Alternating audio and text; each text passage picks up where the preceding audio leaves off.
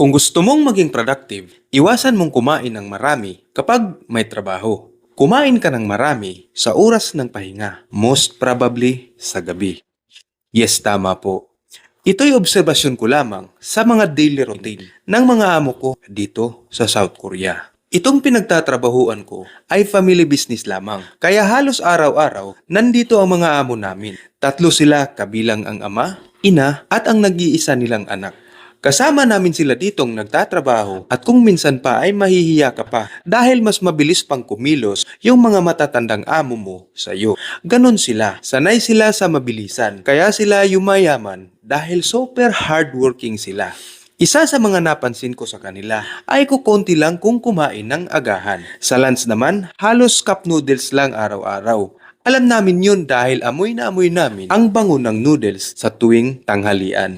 At madalas silang nagkakape at nagtsatsaa. Sa ating mga Pinoy naman, laging nasa isip natin na masama sa kalusugan ang noodles. Iyong amo ko malakas pa kahit mahigit 70 years old na ang edad, kumakain pa rin naman ng noodles. At sa oras ng hapunan, saka pa lang sila kumakain ng marami.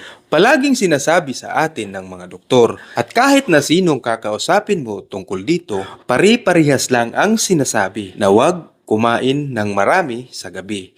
Dahil magpapahinga ka rin lang naman na. Hindi naman nagpapahinga, pinapagod rin naman ang sarili sa iba't ibang bagay.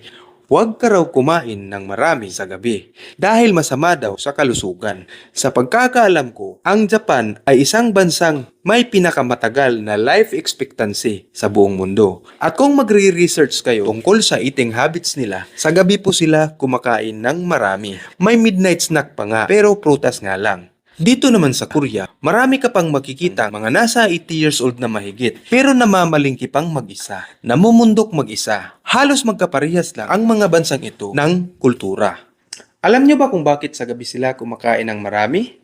Dahil sa araw at oras ng trabaho, mas mahalaga sa kanila ang magtrabaho kaysa kumain. Yes, nagugutom din sila. And they also eat. Pero kukunti lang. Ewan ko lang sa iba. Pero yan ang napansin ko sa mga amo ko. Hindi pa nga nalulunok yung huling subo, gumagalaw na. Minsan pa nga tatabi pa sa'yo, tapos kakausapin ka, naaamoy mo pa yung kimchi. Yung mga amo ko, lalo na yung anak, alas 9 pa lang ng umaga, nagtatrabaho na. At minsan, inaabot pa ng alauna ng madaling araw, nagtatrabaho pa. Ganun sila magtrabaho. Nakaugalian ko rin dati na kumain ng marami kapag lunchtime.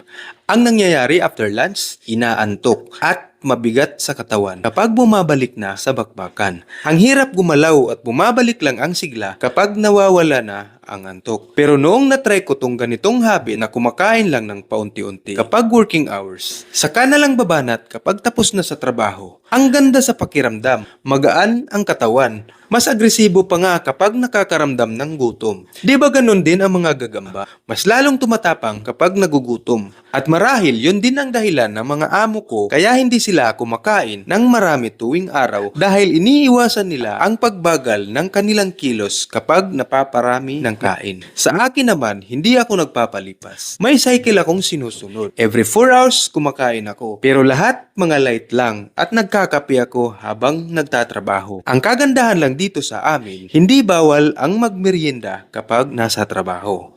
Kaya dahil dito, feeling ko mas magiging productive ka rin kapag iniiwasan mong kumain ng marami in between working schedules.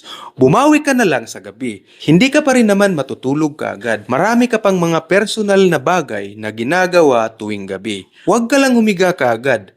Yan ang mahalaga. Kung gusto niyong subaybayan ang mga adventures ko, please like and follow my page.